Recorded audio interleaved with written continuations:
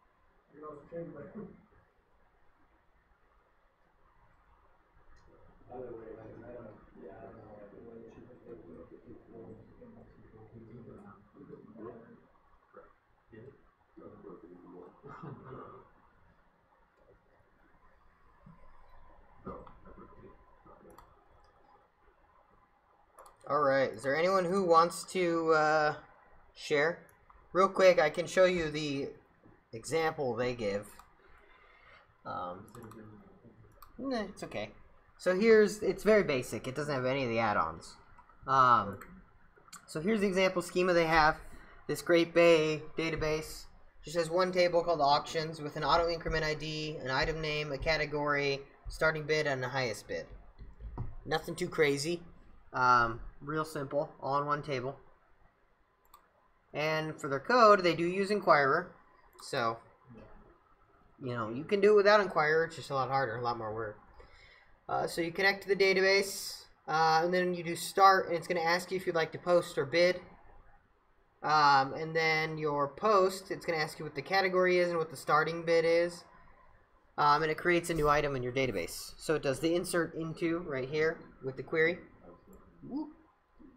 And sets the item name, category, starting bid, and the highest bid. If you bid, it selects all the items from the auctions table, creates a list based off of their item names, shows them in that list, and then it asks you for your bid. And then if your bid happens to be higher than the highest bid, then it'll go ahead and update it into the table right here. And that's really all this basic example does. I'll Slack it out for you, but it just does the base requirements. Is there any questions on any of this code here? Does anyone have a version that they would like to share? Some code that they could Slack out or anything? No one has to, but it'd be cool. Nice. At least, like, I was trying to just add, like, the item name so far. Did anyone finish the basic, just the basic requirements of it? Really? It's tough, huh? Can get you. What? Out where to put all the, Was it the nested callbacks and stuff that stopped you? it was more like figuring out where to put your connection to update the code. So, like, I just realized now, I did it right before you showed it, that you put it in the callback for the inquirer. Yeah. You open the connection there, and then it just injects the results data that you're getting from the user. Yeah. Right, because remember, Inquirer is asynchronous. So you have to call the queries after the Inquirer stuff has happened. And you want to wait until the connection is open to even start the Inquirer. Because if you don't, it's possible, unlikely, but very possible, that the connection won't happen until after you try to query it with Inquirer, right?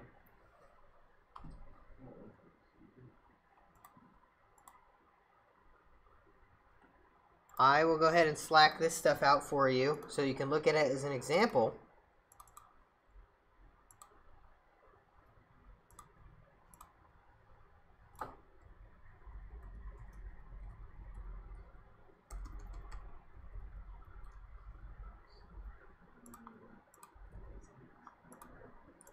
So today was kind of hectic, but let's do a fist of 5 on MySQL with Node. I got some okay numbers. Okay. Hopefully Wednesday won't be as hectic. Are there any outstanding questions anyone wants answered? I'll be after class. Okay. You guys all just... Yeah, this is the end. I don't have anything else, so... Can you go scroll up to the, where you're opening your connection? Yeah. So you just always have to open a connection and then run the start. Yeah, you want to, because if you try to query before that connection's open, it will fail. How does that necessarily open the connection? Where is it? This function opens the connection. Yeah. .connect specifically. .connect specifically opens the connection. So I was using my connection dot connect in my and you do inquire 127. Yeah, you don't want to do that. You could technically, but you might only be able to run one query, or you'd be opening a subsequent connection every time you run inquire. Yeah, no, it was the way I was gonna write it out. It was gonna open a connection and then inject the name, then open a connection and inject something different. That's probably Which you can do, but you got to make sure you. Yeah, you got to make sure you close it each time. So then, what do you call? What would your connection call then later on? Oh, this connect. That's just a dot query. Connection's like it's like a state on that thing, so it's just implicit. What I did is I copied the whole dot connect with the function from like the last example and tried modifying it, but then that has like that nested function that calls the query. Yeah. So when do they close the They probably don't in this one because they're keeping it alive the entire time. So if you're keeping it alive for the entire length of the process, you don't need to close it because the process will close it when it dies. Okay, so once they exit out, if they see it's not high enough, Yeah, it will. But I can't say that it's the best practice, but it's hard in Node to properly do it. Well, no, it's better to close it after every subsequent call. I mean, before you exit the program. Once you exit it, it's dead. So you might as well just let it exit at that point. It's if you're going to do a bunch of queries and you keep opening connections and you don't close them, or if you have one persistent connection. Depends on what the process is like. I don't know what this connection's like under the hood, so.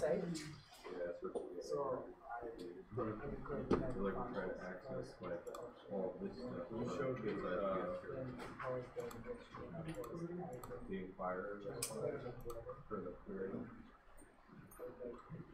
What do you mean? Yeah, just going to inquire